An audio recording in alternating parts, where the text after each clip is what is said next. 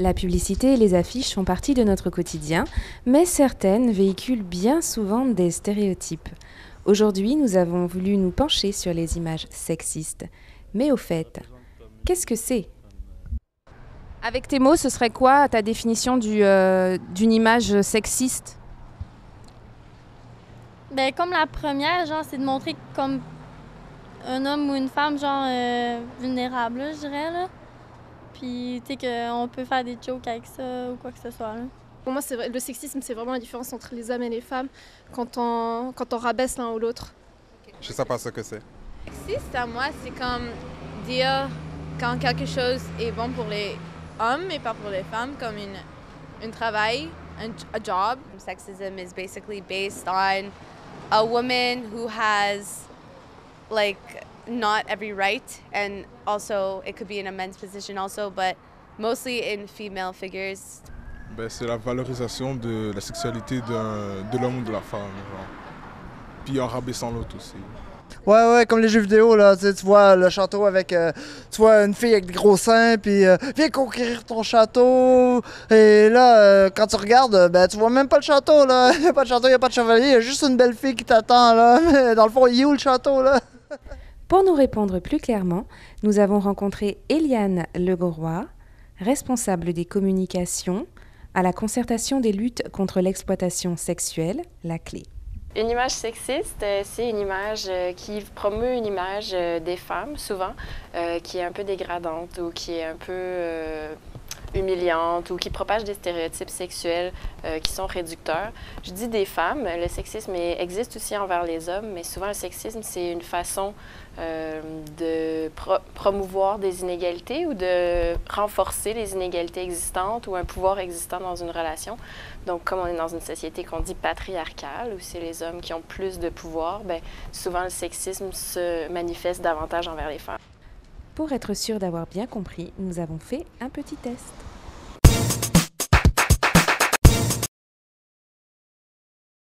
Je voudrais savoir, qu'est-ce que tu penses de cette publicité ? Ben, on voit une femme, là. Moi, je suis nue. Est-ce que tu penses que c'est une pub sexiste ? Je pense que oui. Honnêtement. Pourquoi ? Ben, parce que la femme est présentée comme dans un état, genre, je sais pas, là, vulnérable, genre. C'est-à-dire la femme, elle est dans une position assez sexuelle, donc je dirais que oui. Mais c'est pas une femme ? Oui, bah justement, c'est ça, c'est pour ça que c'est sexiste, on pense directement que c'est une femme. Okay, c'est quoi ça, c'est de la nourriture. Okay. Mais... Oui, c'est comme des cuisses. Quelque chose ? Oui, comme une femme, bien avec les seins, les cuisses et tout. Okay. Mais y a rien de mal. Et ça vous gêne pas ? Non, pas du tout. C'est de la nourriture qui est dans une assiette.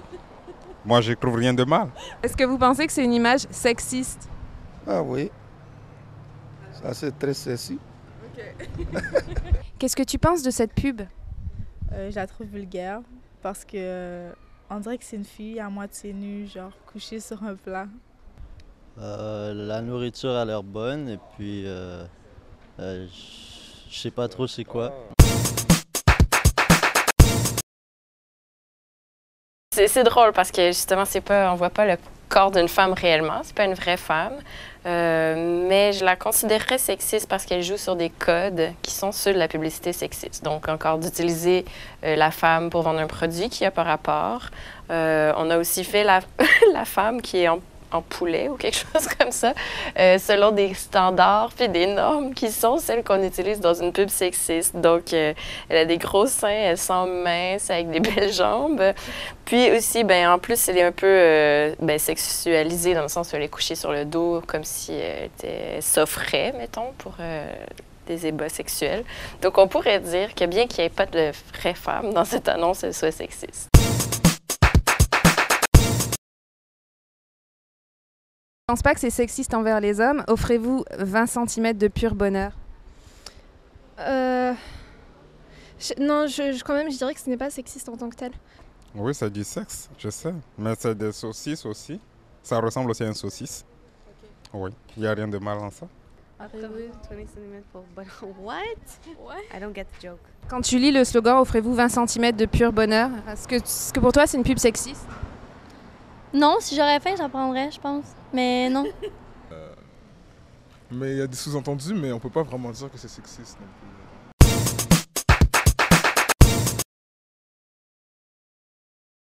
la décrier comme étant à tout le moins hypersexualisée, de faire en sorte de faire un sous-entendu sexuel pour vendre, j'imagine, une saucisse. Il y a un sous-entendu sexuel évident. On s'adresse aussi aux femmes, dans le fond, probablement. Donc, on joue aussi sur l'hétérosexisme, au sens où les femmes sont naturellement attirées par les hommes. Je pense qu'on mise là-dessus. D'autant plus aussi, on vend un produit qui est ménager. On vend de la nourriture, mais on s'adresse aux femmes. Donc, il y a plein de petits éléments. Tu sais, c'est pas scandaleux au sens où il n'y a pas une femme qui est clairement exploitée ou humiliée. Mais on joue sur plein de petits codes qui sont ceux, quand même, de la publicité sexiste.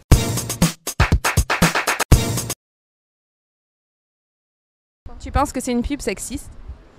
Ben, je dirais que non, parce que justement, Dove, ils mettent l'accent sur les femmes avec plein de formes, différentes formes, qu'elles soient maigres, qu'elles soient plus grosses ou n'importe, et de toutes les couleurs de peau, comme on peut le voir. Donc non, je dirais que... This one I really like. I've seen this before, mais c'est parce que tout le monde est différent, puis Dove Il y a des différentes couleurs de femmes. Des femmes. Il n'y a pas juste une type de femme. Des femmes petits, puis ça fait beaucoup de sens que no matter what you are, it doesn't matter who you are. Est-ce que c'est une pub sexiste selon vous? Non. Non. Non. Non, vraiment pas. Non. Cette pub, est-ce que vous pensez qu'elle est sexiste? Non, vraiment pas. Pourquoi elle n'est pas sexiste? Mais parce que ça montre que genre toutes les femmes genre, elles devraient être fières de leur corps. Mais je crois que c'est bien, celle-là, parce que ça montre les courbes des femmes, puis ça montre, peu importe le corps qu'elle a, elles sont belles quand même, puis non, sérieux, celle-là est bien, là.